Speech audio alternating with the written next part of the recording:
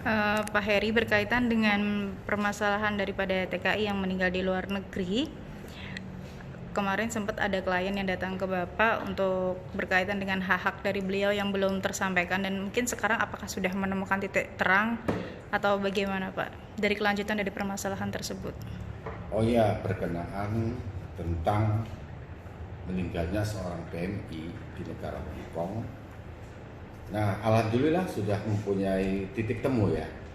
Nah, tentu persoalan ini bisa kita atasi jika kedua belah pihak itu bisa memahami, di antara satunya baik dari ahli waris ataupun dari PT tersebut. Nah, tentu di dalam persoalan pekerja migran Indonesia ini, jika terjadi perselisihan dan permasalahan, itu diatur di undang-undang, yaitu di pasal 77 Undang-Undang Nomor 18 Tahun 2017. Nah, tentu penyelesaian permasalahan tersebut ini dilakukan oleh kedua belah pihak dulu, baik dari pihak PMI bersamaan dengan P3MI. Nah, kalau kedua belah pihak ini tidak bisa menyelesaikan, tentu bisa kita minta bantuan oleh ke Depnaker, ke pemerintah yang punya wewenang untuk menyelesaikan permasalahan penyelesaian PMI dan P3MI, yaitu Depnaker Tenaga Kerja. Nah, yang terakhir adalah cara penyelesaiannya.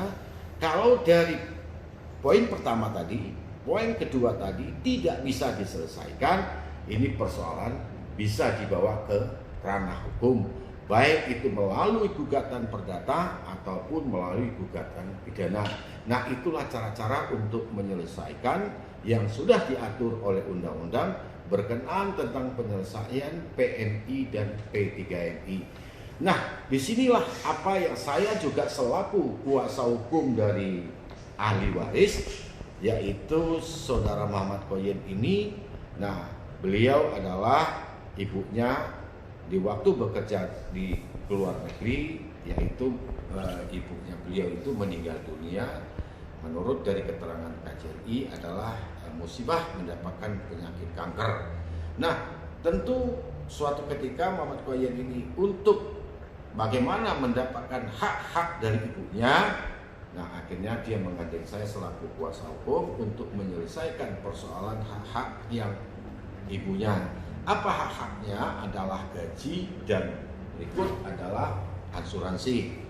Nah, disinilah penyelesaiannya kami sudah melakukan. Saya selaku kuasa hukumnya Muhammad Qoyen membuka kuasa di saya selaku kuasa hukumnya tanggal 17 April tahun 2020. Dan saya sudah mencoba berkoordinasi baik dari BP3 Jawa Tengah dan Depnaker Kabupaten Kota Kendal, begitu juga dengan BNP 2 DKI. Saya sudah lakukan itu semua, baik secara langsung ataupun koordinasi melalui via telepon.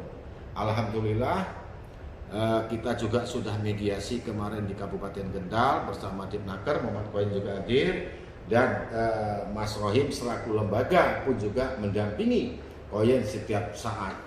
Dan begitu juga perwakilan dari PT Citra Karya Sejati pun sudah kita undang di kantor Law Office Eri Darman untuk mengklarifikasi persoalan tentang hak-haknya ahli waris.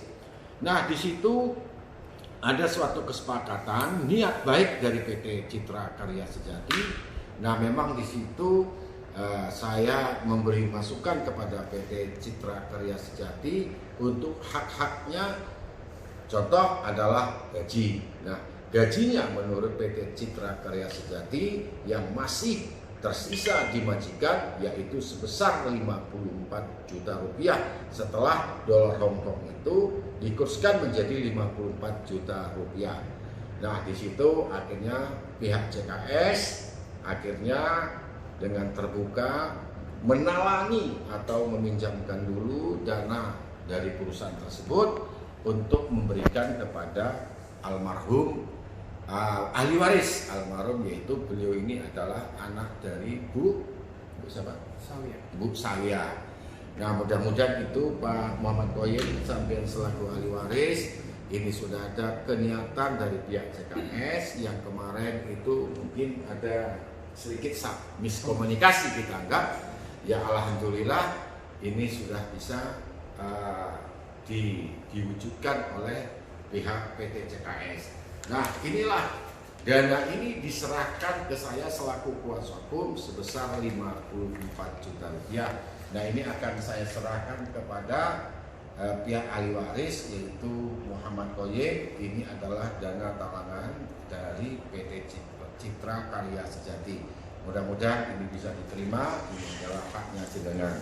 Monggo, silakan. Mudah-mudahan ini digunakan dengan sebaik-baiknya, ya. Mungkin sampai bisa menyampaikan ucapan apa dengan PT Citra.